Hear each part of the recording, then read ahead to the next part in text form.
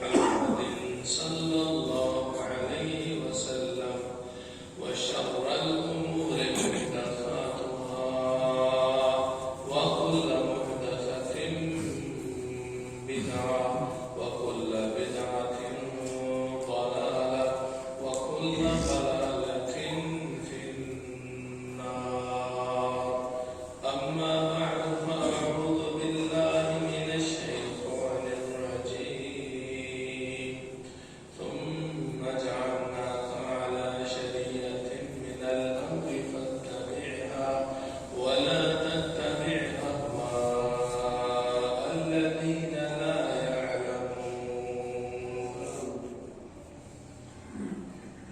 ہر قسم کی حمد و ثنا، تعریف و ستائش اور کبریائی اللہ سبحانہ و تعالیٰ کی ذات اقدس کے لیے ہے.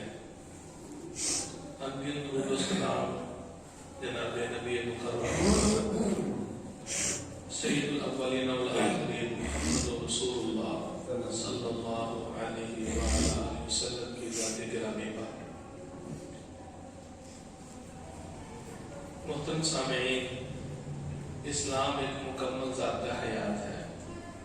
اس کے اندر تا قیامت انسان کی اصلاح کا ہر وہ ذریعہ اور ہر وہ رہنمائی موجود ہے جس کے ذریعے سے وہ انسان اللہ کے ناصرو ہو سکتا ہے اور جو اپنا مقصد حیات ہے وہ اس دینی اور شرعی رہنمائی کی روشنی میں حاصل کر سکتا ہے.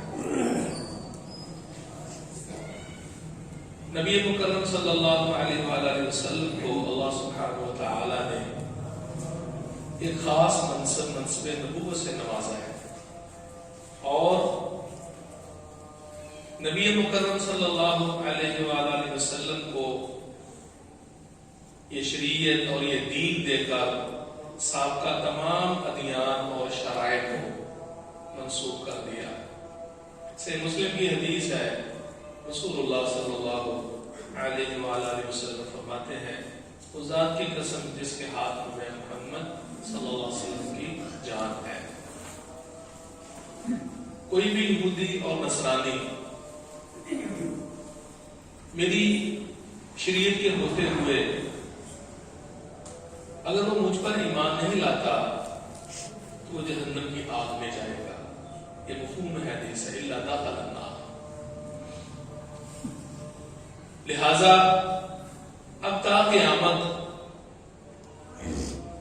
اگرچہ کوئی کسی شریعت کا حامل ہے یا نہیں ہے، نصرانیت کا، یہودیت کا یا کسی نہ کسی سماوی دین کا پیروکار کہیں موجود ہے، اب اس کا دین منسوخ ہو چکا ہے.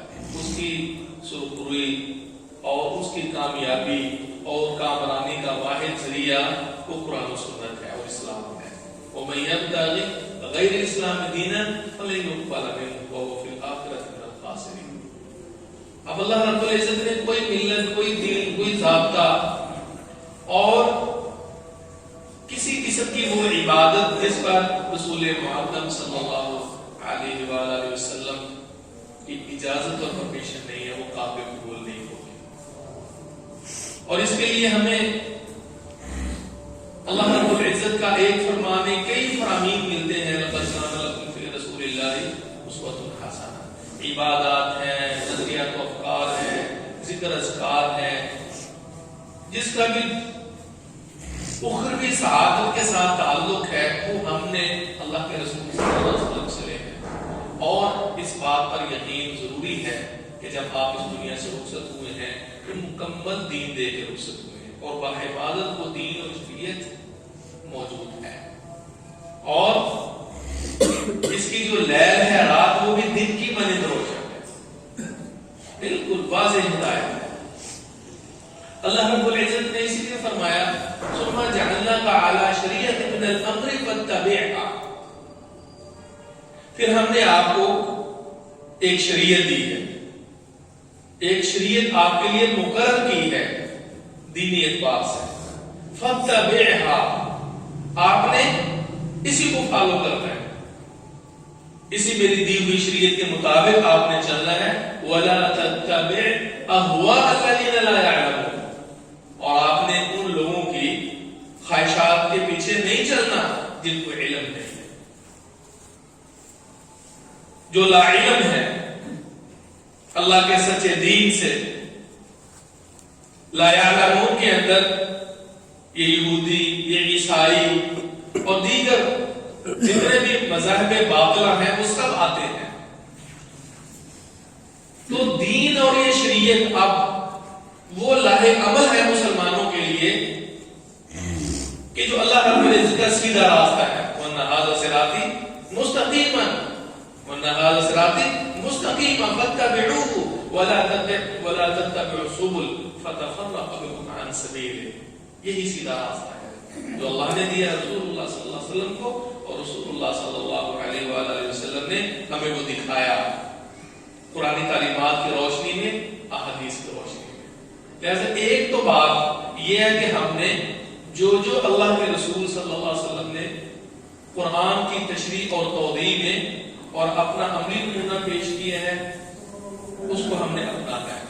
اور دوسری جو اہم بات ہے وہ یہ ہے کہ ہم نے ہر اس عادت، ہر اس رسم و رواج اور ہر اس ریت اور بدعات و خرافات سے محفوظ رہنا ہے جن کا دین سے کوئی تعلق نہیں ہے.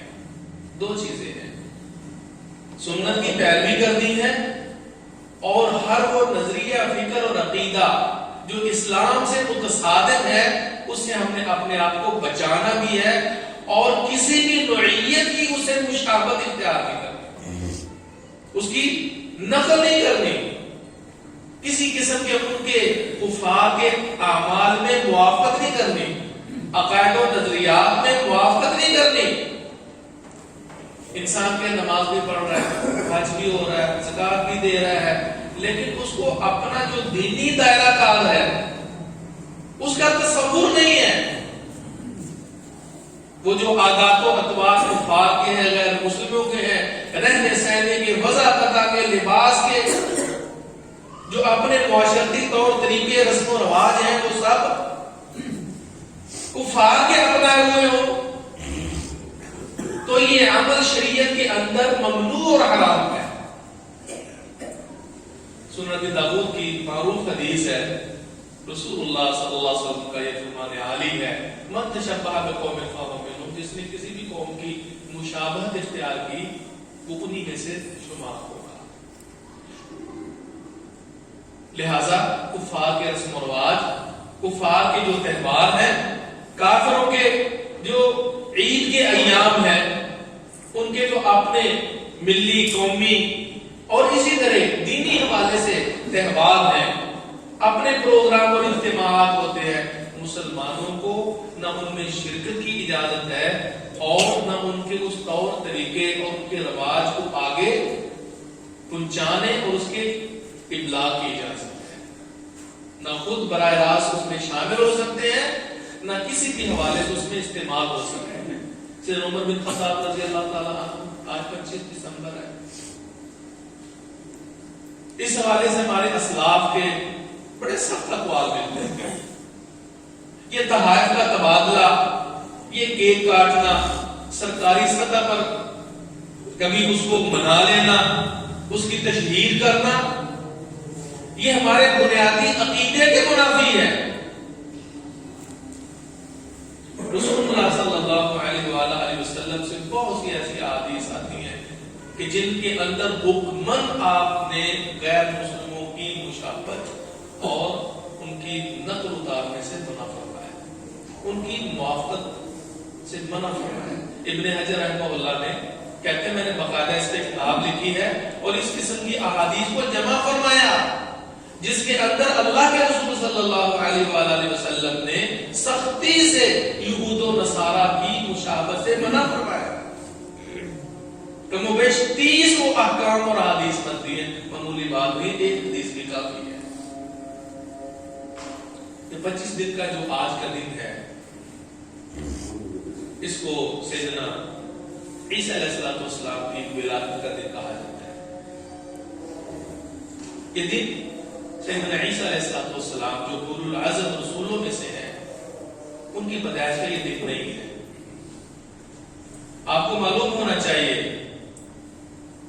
کہ اللہ کا لاکھ لاکھ شکر ہے کہ یہ اسلام یہ مرکب موجود نہیں ہے، یہ یہود و نصارہ یا کسی غیر مسلم قوموں، ملل یا تہذیبوں کا چربا نہیں ہے کہ ان کا مواد اکٹھا کیا اور جس طرح کے مستشرقین یہ اعتراض کرتے ہیں کہ فی نفس ہی یہ کوئی ملت اور بنیادی طور پر کوئی خاص مذہب نہیں ہے، یہ تو یہود و نصارہ کا چربا ہے.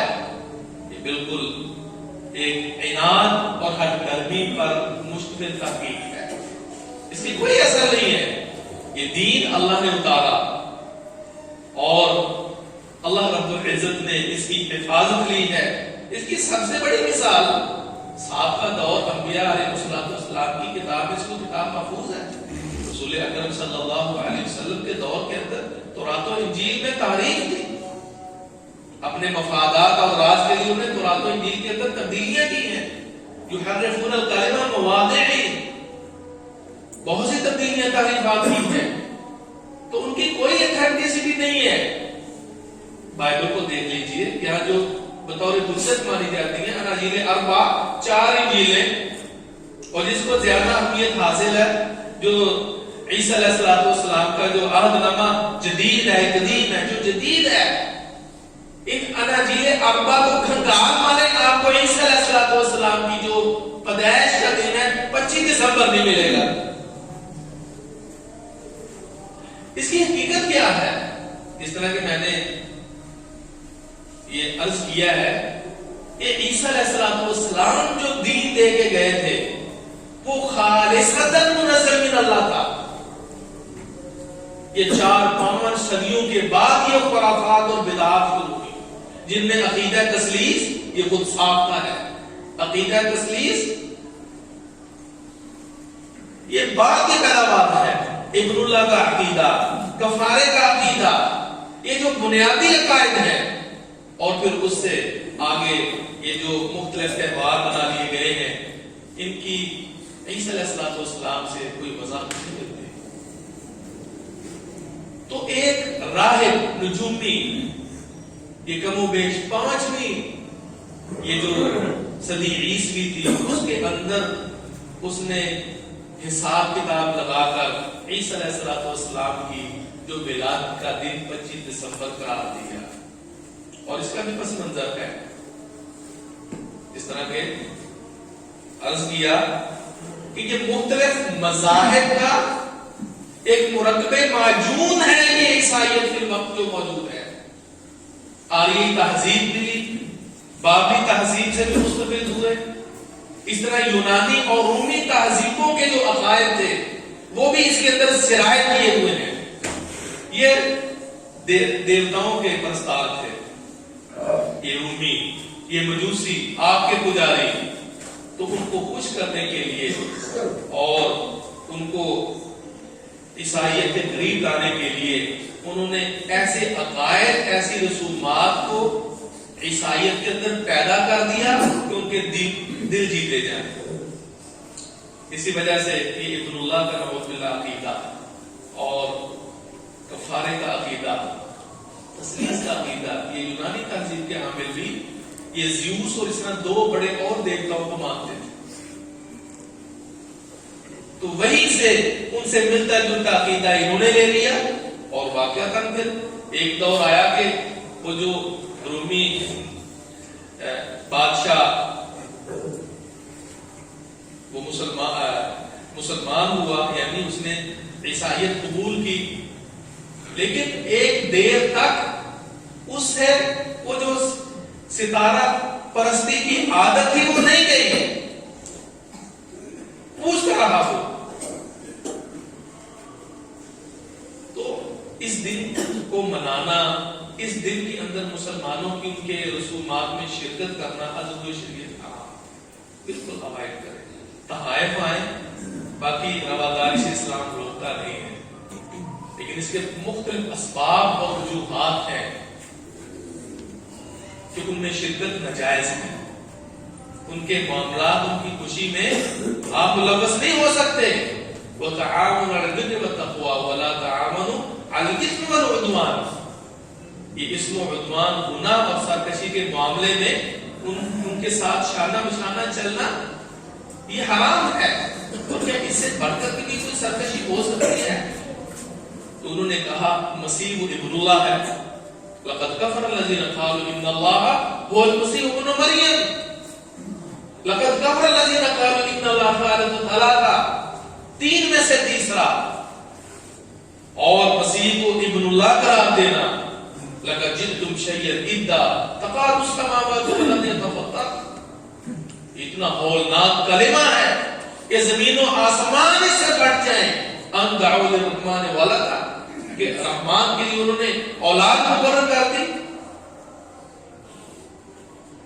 یہ عیسائیوں کے کفر کی ایک بڑی وجہ یہ تھی کہ انہوں نے اللہ عیسیٰ علیہ السلام کو ابن اللہ کہا.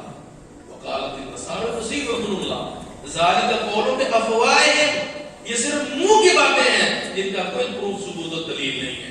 اب اس عقیدے کے اندر جو وہ جنم دن مناتے ہیں، اس میں خوشیاں مناتے ہیں، جسے ہمارے ملک میں بڑا دن کہتے ہیں، یا اس کو وہ کرسمس ڈے کہا جاتا ہے، اور اس طرح کرسمس ٹری بھی ہوتا ہے، اور اس پر جو مبارکباد اور تحائف کا جو تبادلہ ہوتا ہے، یہ رفتہ رفتہ بڑے لوگوں میں سیاسی لیول پر یہ شروع ہو گیا ہے.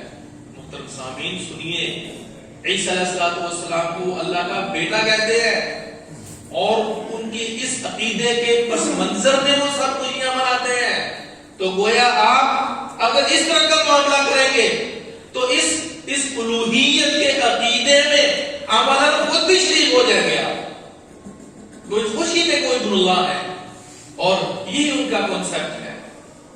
لہذا اس دن کے کسی بھی معاملے میں ان کے ساتھ خوشی کا اظہار، مبارکباد، ان کے تحفے کو قبول کرنا، اس میں مداہنت کرنا حضور شریعت حرام ہے. اس میں علماء کے شیخ الاسلام ابن تیمیہ رحمہ اللہ نے اقتضاء الصراط المستقیم مخالفت اصحاب الجحیم، یہ نام ہی کافی ہے اہل ایمان کے عقیدے کی پختگی کے لیے. وہ کہتے ہیں اقتضاء الصراط المستقیم، صراط المستقیم کا تقاضا کیا ہے؟ اس کا تقاضا یہ ہے کہ اصحاب الجحیم کے معاملات کی مخالفت کی جائے. جتنی بھی غیر مسلم ملتیں ہیں، مذاہب ہیں، جتنی بھی تہذیبیں ہیں، وہ قرآن و سنت کی روشنی میں ان کی مخالفت ہونی چاہیے. لہذا یہ قابل غور بات ہے. اور پھر یہ ایسے فرادردہ خیال اور عقائد باطلہ کا مجموعہ یہ عیسائیت بن چکی ہے کہ جس کے کسی بھی امر میں موافقت حضور شریعت درست نہیں ہوتی. دوست بتاتے ہیں، اور اس میں ہمارے نام کے جو مسلمان نوجوان ہیں اپنے دوست احباب کی مجالس میں شرکت کرتے ہیں، جاتے ہیں، کیک کاٹے جاتے ہیں، کھاتے پیتے ہیں. خود ان کو مساجد کی طرف، اسلام کی طرف نہیں بلاتے. اور کیا ہے؟ انجوائے ہے، تفریحات ہے، وقتی مزہ اور لذت ہے. شراب و کباب کی مجالس جمتی ہیں وہاں. خلاف شریعت معاملات، شرک و کفر کا ارتکاب کیا جاتا ہے. اور رسول اکرم صلی اللہ علیہ وآلہ وسلم تو اس قدر دینی طور پر غیور تھے کہ اللہ کے رسول صلی اللہ علیہ وسلم نے تو بہت سی حدیث میں مخالفت کو حکم دی ہے. سحری کو لیجئے، فَفَصْلُ مَا بَيْنَ صِيَامِنَا وَصِيَامِ أَهْلِ الْكِتَابِ أُكْلَةُ السَّحَرِ. اہل کتاب کے روزوں میں اور ہمارے روزوں میں فرق کیا ہے؟ ہم سحری کھاتے ہیں، سحری کا لقمہ، سحری کا کھانا. اور فرمایا لا يزال الدین ظاہرا، اس وقت تک دین غالب رہے گا جب تک مسلمان افطار میں جلدی کرے. افطار روزہ کرنے میں تاخیر یا اہل کتاب کا عمل ہے. اور رسول معظم صلی اللہ علیہ وآلہ وسلم نے کیا فرمایا؟ لا يزال الدین ظاہرا، دین غالب رہے گا، فائق رہے گا یہ دین اسلام. کب تک؟ جب تک یہ مسلمان اپنی افطاری جلدی کریں گے، غروب آفتاب کے فوراً بعد.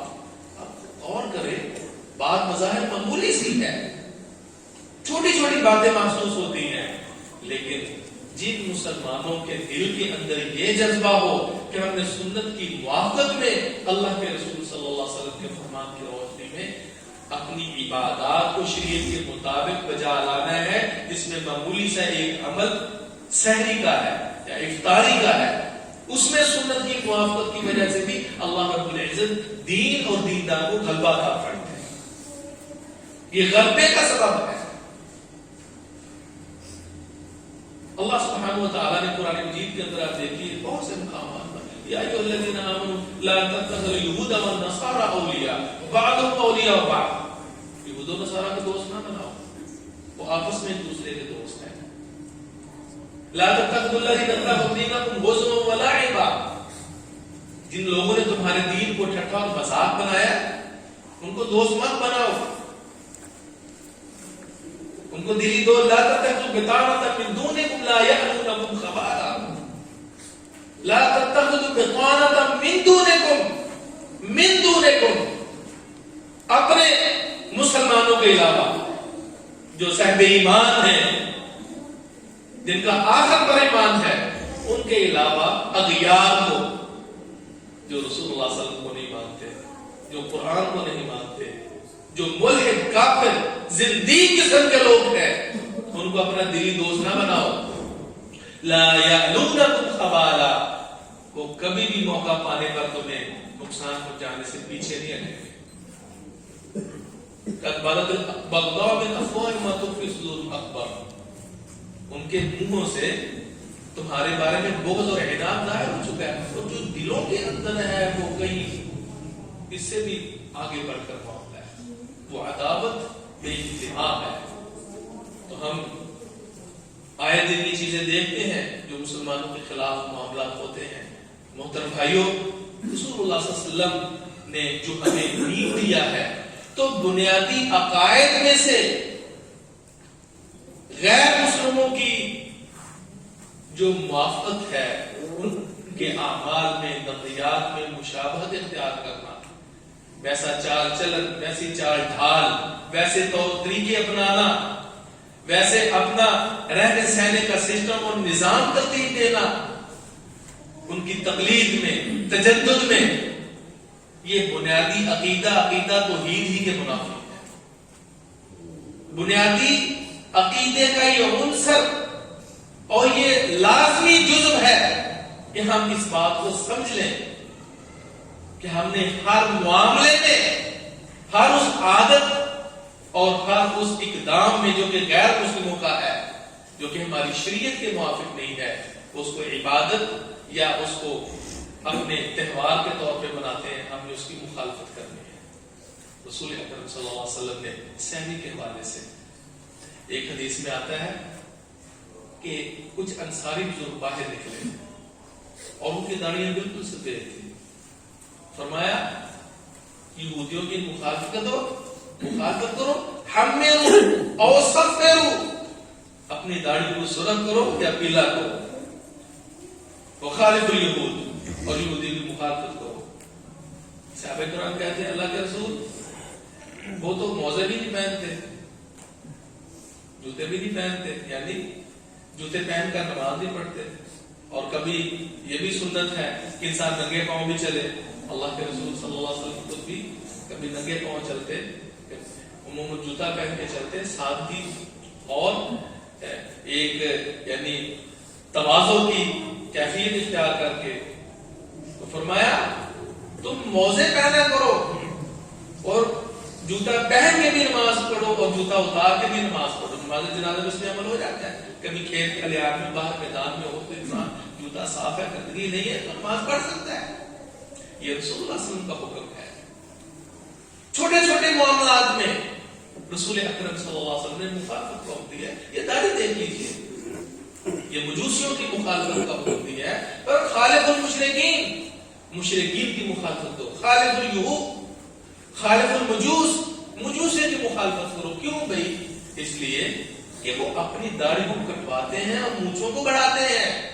اور آپ نے کیا حکم فرمایا کہ تم وفر اللحا، داڑھیوں کو بڑھاؤ، وجز الشوارب، اور مونچھوں کو کاٹو. کس الشوارب، مونچھوں کو تراشو. رسول اکرم صلی اللہ علیہ وآلہ وسلم نے بنیادی فطرتی 10 امور میں سے داڑھی کے بڑھانے کو بھی شامل کیا. اعفاء اللحیہ، تو داڑھی کو منڈانا اور مونچھوں کو کٹانا یہ کفار کی ریت ہے. اور جب تک ہم اس مسئلے کو نہیں سمجھ پاتے تو لا محالہ ان اعمال اور اس ظاہری طور طریقے کو اپنانے کی وجہ سے انسان دلی طور پر متاثر ہوتا ہے، اس کے ایمان میں فرق آتا ہے. رسول اکرم صلی اللہ علیہ وسلم کی ایک اور حدیث آپ مرادہ فرمائیں کہ جس میں آپ نے اس درجہ احتیاط برتی کہ نماز کے اندر بھی عجم کی، کفار کی اور فارس اور روم کی مشابہت لازم نہ آئے. بخاری مسلم کی معروف حدیث ہے. ایام مرض میں رسول اکرم صلی اللہ علیہ وآلہ وسلم جب تشریف لائے لاٹھی کا سہارا لے کر، تو صحابہ کرام رضوان اللہ علیہ اجمعین آپ کے لیے کھڑے نہیں ہوئے. لم یقوموا لہ، کھڑے نہیں ہوئے. لما یعلمون من کراہیت لذلک، اس لیے انہیں پتا تھا کہ تعظیماً کسی کے لیے کھڑا ہونا یہ شریعت میں حرام ہے. اللہ کے رسول صلی اللہ علیہ وسلم ناپسند کرتے ہیں.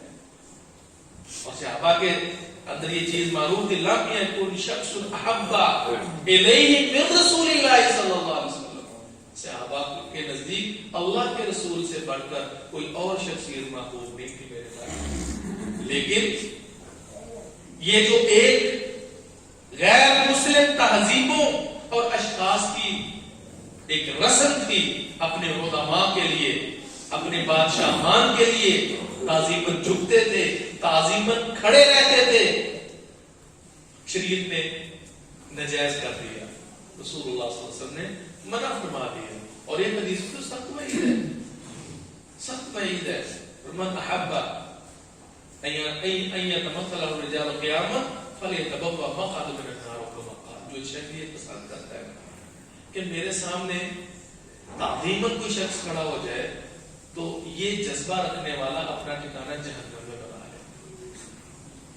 ایک ہوتا ہے کسی سے ملنے کے لیے، کسی کی ہیلپ کے لیے انسان بیٹھا ہو اٹھ کے اس کی طرف بڑھے، اس کا سامان اٹھا لے یا اس کو بغل گیر ہونا ہے، اسے مصافحہ کرنا ہے، اس میں کوئی غرض نہیں ہے. لیکن صرف تعظیماً کھڑے ہو کے بیٹھ جانا اور کوئی مقصد نہیں ہے. صرف یہ تاثر دینے کا ہم تعظیماً کھڑے ہوئے ہیں. جس طرح کہ کبھی ایسے کہ ٹیچر کے کلاس میں داخل ہونے کی وجہ سے یا بعض بڑی سیاسی شخصیات کی آمد پر صرف کھڑے ہوتے ہیں اور کوئی مقصد نہ ملنا ہوتا ہے، نہ آگے اس سے جا کے مصافحہ کرنا مقصود ہوتا ہے، اور وہ کھڑے ہو کے پھر بیٹھ جاتے ہیں. شریعت میں رسول اللہ صلی اللہ علیہ وسلم نے منع فرمایا.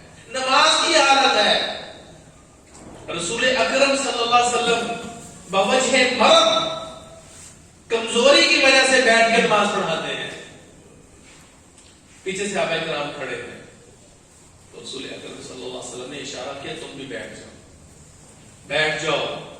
نماز کا عمل ہے، نماز پڑھ رہے ہیں، صحابہ کی نیت بھی صاف ہے، کوئی مقصود اللہ کے رسول صلی اللہ علیہ وسلم کے لیے قیامت کھڑا ہونا بھی نہیں ہے، کوئی ایسی بات نہیں ہے.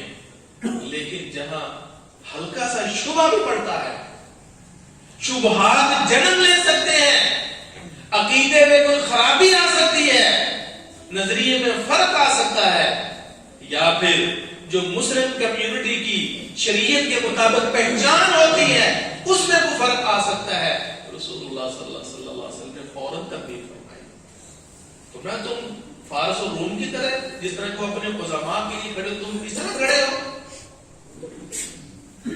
جب امام بیٹھ کے نماز پڑھے فصلوا قعودا اجمعین، تم بھی بیٹھ کے نماز پڑھو. اذا صلی قائما فصلوا قیاما، کھڑا ہو کے پڑھے تو پیچھے کھڑے ہو کے، اور بیٹھ کے پڑھے تو پیچھے بیٹھ کر. یہ الگ مسئلہ ہے کہ اب اس کا شرعی حکم کیا ہے، لیکن یہ بات ضرور ہے کہ اس موقع پر آپ نے یہ علت بتائی کہ جو فارسی ہیں، روم والے ہیں، وہ اپنے بڑوں کے لیے تعظیماً، اور وہیں سے پھر آگے شرک کا دروازہ کھلتا ہے. رسول اللہ صلی اللہ علیہ وسلم نے اسی لیے تو منع فرمایا نا، لعن اللہ اليہود والنصارى اتخذوا قبور انبیاءهم مساجدا. اللہ یہود و نصارہ پہ لعنت فرمائے جنہوں نے اپنے انبیاء کی قبروں کو مساجد بنا لیا. وہیں سے اسی تعظیمی سلسلے سے شرک کا دروازہ کھلتا ہے. قبر کے قریب، قبر کے اوپر مساجد کی تعلیم عظم شریعت حرام ہے. بہت سے مقامات ہم دیکھتے ہیں پاکستان میں، دنیا کے اندر اسلام کا دعویٰ ہے، لیکن ادھر قبر ہے، ادھر مسجد ہے، ادھر دربار ہے، درگاہ ہے، سادی مسجد ہے، دونوں سلسلے چل رہے ہیں. یہ جو خانقاہی نظام کا سسٹم ہے، یہ ان عیسائیوں نے تو یہ اپنے سے پہلی تہذیبوں سے، یہ آریائی تہذیب ہے، یونانی ہے، رومی ہے، جو کہ ستارہ پرست تھے. یہ سسٹم ان کے تھے، وہاں سے انہوں نے لیا اور ہم مسلمانوں نے ان سے لے لیا. یہ سلسلہ مستعار ہے. اللہ کے رسول صلی اللہ علیہ وسلم اس درجہ شرک سے تحفظ کے لیے کوشاں تھے کہ علی مرتضیٰ رضی اللہ عنہ کو بھیجا، لی جاؤ کوئی بھی مورتی نظر آئے، تصویر آئے، اس کو ختم کر دینا. وَلَا قَبْرًا مُشْرِفًا إِلَّا سَوَّيْتَهُ. اور کوئی قبر بڑی ہوئی ہو نا، اوپر ابھری ہوئی بڑی قبر ظاہر نظر آ رہی ہو، اس کو تم نے زمین کے برابر کر دینا. وَلَا قَبْرًا مُشْرِفًا إِلَّا سَوَّيْتَهُ، برابر کر دینا. سنت یہ ہے کہ ایک فرشتے کے برابر نشان رہے. اور ہم دیکھتے ہیں کہ یہ سلسلہ ایک تعظیم اور احترام کے نام پر، یہ سجدہ تعظیمی ہے، یہ قیام تعظیمی ہے. رسول اکرم صلی اللہ علیہ وسلم سے ایک بھی کسی مستند حدیث میں ثابت نہیں ہوتا کہ آپ نے کسی صحابی کے سامنے اس عمل کی حوصلہ افزائی کی. اللہ کے رسول صلی اللہ علیہ وسلم تشریف لاتے، صحابہ کرام بیٹھے رہتے، لم یقوم لہ، کوئی بھی تعظیماً نہیں کھڑا ہوتا تھا.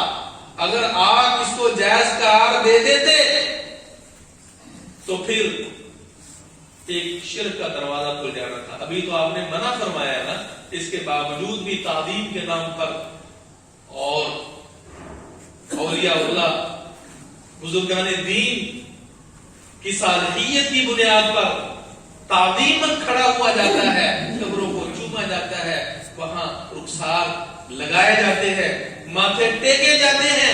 ابھی تو اللہ کے رسول صلی اللہ علیہ وسلم نے منع فرمایا ہے. اور اگر خود آپ حوصلہ افزائی، صحابہ کرام تو آپ کو سجدہ کرنے کے لیے بھی تیار تھے. جس طرح سیدنا معاذ بن جبل رضی اللہ تعالیٰ عنہ وہ ہیرا مقام سے گزرے تو وہاں اپنے سردار کو سجدہ کر رہے ہیں. اللہ کے رسول آپ کا تو زیادہ حق ہے کہ ہم آپ کو سجدہ کریں. تو میں اگر شریعت کے اندر سجدہ حلال ہوتا نا تو میں پھر عورت کو حکم دیتا اپنے شوہر کو سجدہ کرنا. یہ حرام ہے شریعت میں، قطعاً اس کی اجازت نہیں ہے.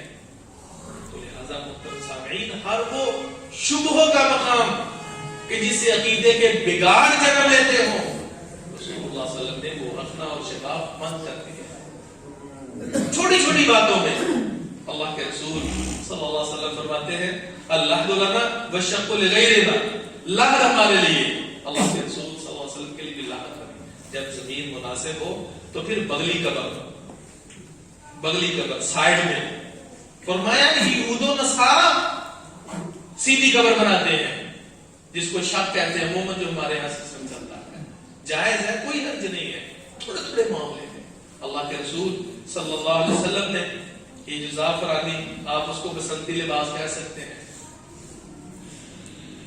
عموماً مہندی کے موقع پر لڑکے بھی یہ پہنتے. کبھی غور فرمایا؟ اللہ کے رسول صلی اللہ علیہ وسلم نے ثوب معصفر اس کو کہتے ہیں، گاڑا پیلا رنگ، ایسا کپڑا ایسی چادر اوڑھنے سے منع فرمایا. تو میں ان حاضی ثیاب الکفار، یہ کافروں کے کپڑے، ان کا لباس. بڑی خوشی.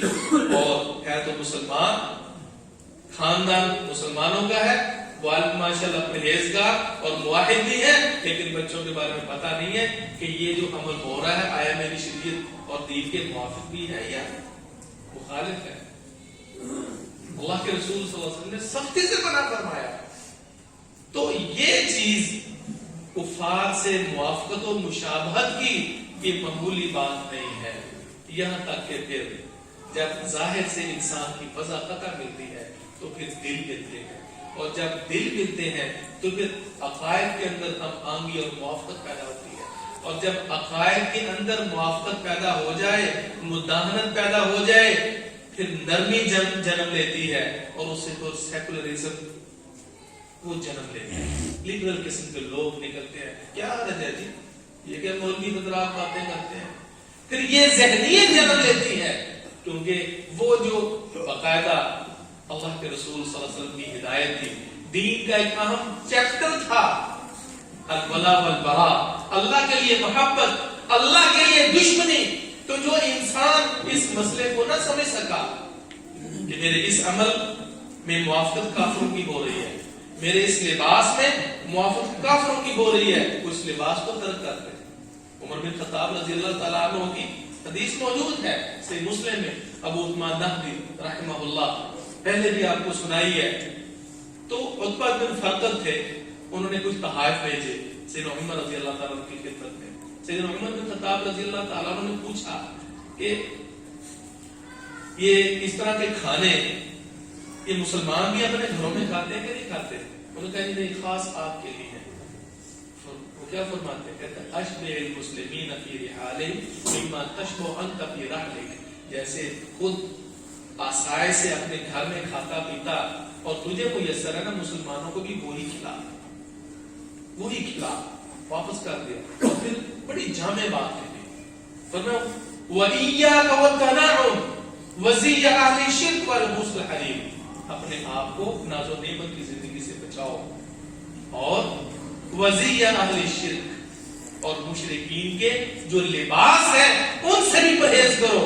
اس مسلم معاشرے کے اندر لونڈی کا الگ فرق تھا، کفار ان کا لباس بذاتہ الگ تھی، وہ مسلمانوں کی پگڑی اور مسلمانوں کے لباس کی مشابہت نہیں اختیار کر سکتے تھے۔ یہ خاص امتیاز یوں سمجھیے کہ ایک لائن اور خط کھینچا ہوتا تھا کہ اس باؤنڈری کے اندر کے مسلمان اور اس سے باہر کے یہ غیر مسلم ہیں۔ واضح شعار، واضح علامات اور نشانیاں، اور اسی لیے اللہ رب العزت نے فرمایا وَلَا يَكُونُوا كَالَّذِينَ أُوتُوا الْكِتَابَ مِن قَبْلُ، واضح طور پر فرمایا یہ مسلمان جو ہے نا مومن، وہ ان سے جو پہلے آگے کتاب ہے ان کی طرح نہ ہو جائے۔ فَطَالَ عَلَيْهِمُ الْعَمَدُ فَقَسَتْ قُلُوبُهُمْ، مدت گزرتی گئی، دین سے انحراف ہوتا گیا اور دل ان کے سخت ہو گئے، سخت ہو گئے۔ اور اللہ کے رسول صلی اللہ علیہ وسلم سے بھی اللہ رب العزت نے خطابی انداز میں وَلَئِن اتَّبَعْتَ أَهْوَاءَهُمْ، اگر میری طرف سے رہنمائی آنے کے باوجود آپ نے ان کی خواہشات کی پیروی کی، ان کے پیچھے چلے، تو پھر آپ کا کوئی والی دوست اور مجھ سے بچانے والا نہیں ہوگا۔ محترم سامعین، رسول اللہ صلی اللہ علیہ وسلم کی احادیث کی روشنی میں دیکھیے تو عاشورے کا روزہ عبادت ہے نا، کتنی بڑی عبادت ہے، ایک سال کے گناہ معاف ہوتے ہیں۔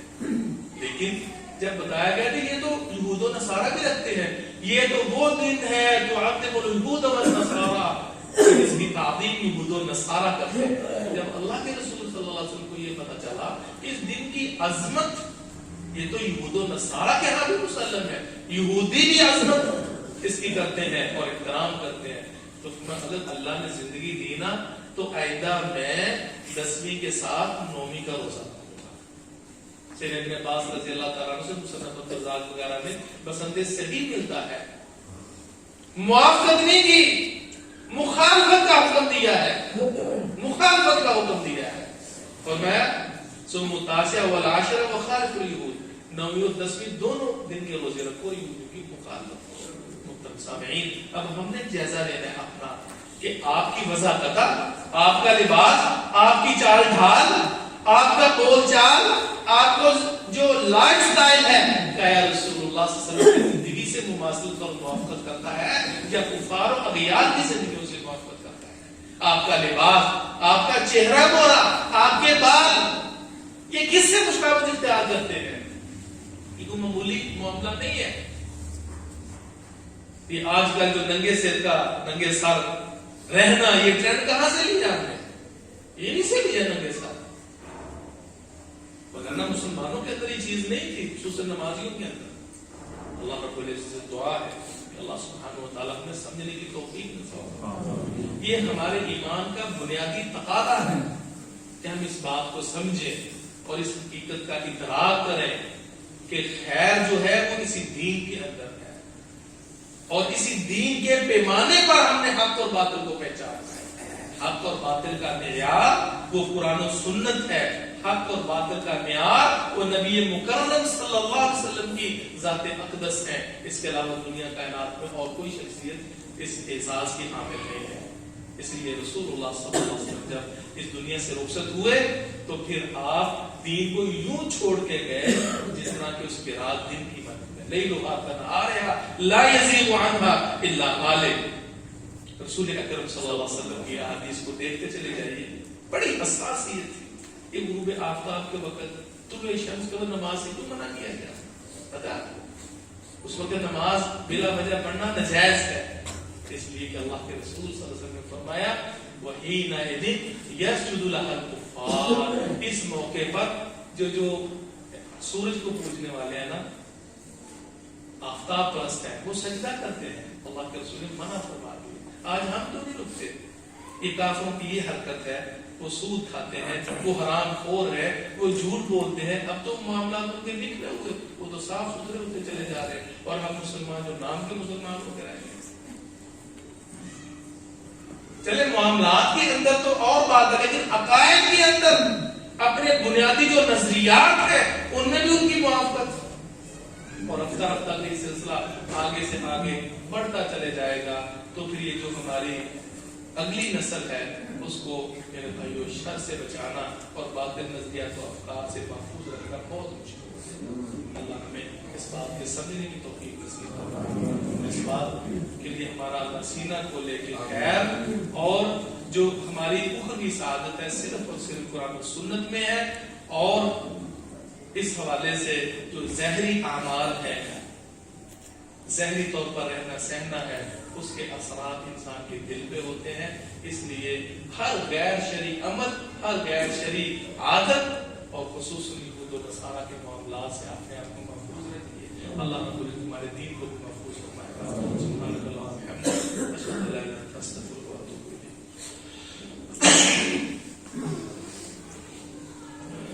ان الحمد للہ نحمده ونستعینه ونستغفره، اشهد ان لا اله الا الله وحده لا شريك له واشهد ان محمدا عبده ورسوله، اما بعد. یہ ایک صراط الجنہ کورس کے نام سے آغاز ہوا ہے. مدرسہ تعلیم القرآن میں آپ کے قریب ہی ہے. یہ خواتین اور اپنی بچیوں کے لیے ہے. ہفتہ وار یہ پروگرام ہوگا تعلیم و تربیت کا، اور اس کی ٹائمنگ صرف 2 گھنٹے ہے، اتوار 10 سے 12 بجے تک. میرے بھائیوں، عورت کی جو تربیت ہے نا، یہ بڑی اہم ہے.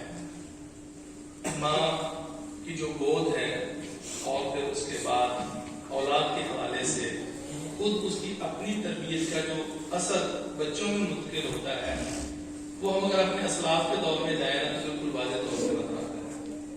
ماں جس بچے کو اپنی گود میں اٹھا کے قرآن مجید پڑھتی ہے تو اللہ کا ذکر کرتی ہے، لیکن اس کے اثرات اس ماں کی نسبت جو کہ بڑبڑاتی ہے اور کبھی گالیاں بھی دیتی ہے، بہت فرق ہے. تو ماں کی تربیت یہ وہی ماں ہے جس کے بارے میں رسول اللہ صلی اللہ علیہ وسلم نے فرمایا کہ ایک صحابی ہے نے الزم نجلی افقم الجنہ، اس کے قوم کو سمجھ جاؤ میں جنت ہے. لیکن اس کی جو بنیادی طور پر ہم معاشرتی طور پر دیکھتے ہیں کہ زمانہ بہت تربیت کی ضرورت ہے. کالجز میں دیکھ لیجیے، یونیورسٹیز میں دیکھ لیجیے، اسکولوں میں دیکھ لیجیے، بے حجابی، بے پردگی، اور صورتحال یہاں تک کہ ہماری چھوٹی چھوٹی بچیاں جب گھر میں آتی ہیں نا تو وہ ویسا اسٹائل اختیار کرتی ہیں، وہی اپنی معلمہ اور ٹیچر کی نظر اتارتی ہیں، ویسے ناخن، ویسے کچھ کرتی ہیں، وہ لپسٹک. یہ چھوٹے بچے جن کو بھی پتہ نہیں ہوتا وہی اسٹائل. اگر ان معلمات کی ماں کے ذریعے سے، جو کہ آج کی بچیاں کل کی معلمات ٹیچر ہوں گی، دینی اور ازواج مطہرات امہات المؤمنین صحابیات کی سیرت اور کردار کی روشنی میں ان کی تربیت ہوگی تو الحمدللہ سارے نسل پیدا ہوگا. اللہ رب العزت دعا بھی کرنی چاہیے، ربنا هب لنا من ازواجنا وذرياتنا قرة اعين واجعلنا للمتقين اماما. تو نیک اور صالح بیوی اگر آپ چاہتے ہیں تو اس کے لیے بنیادی جو چیز ہے اس کی تربیت ہے. جس کو دین کی سمجھ ہے نا وہ آپ کے حقوق سمجھے گی، آپ کی اولاد کے حقوق سمجھے گی. وہ ماں اپنے شوہر کے حقوق سمجھے گی، اپنے سسرال کے جو حقوق ہیں، اپنے جو واجبات و فرائض ہیں وہ سمجھے گی. وہ اپنے فرائض میں کبھی کوتاہی نہیں کرے گی، وہ صبر و استقلال کی بہتر ہوگی وہ خاتون. لیکن اگر اسی معاشرتی جو معاملات ہیں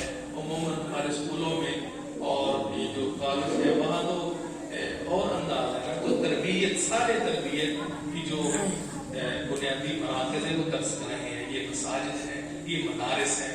اس کے لیے آپ احباب یہ ضرور اس پر توجہ فرمائیں کہ ہفتے والے دن اپنی ماؤں کو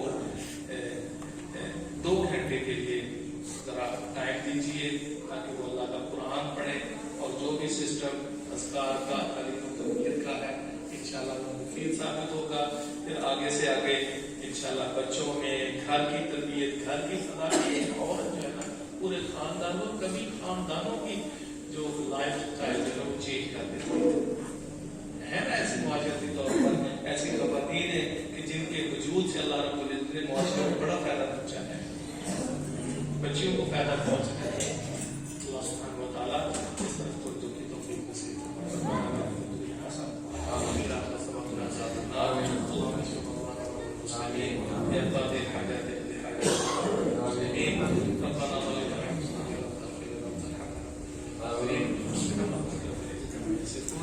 ربنا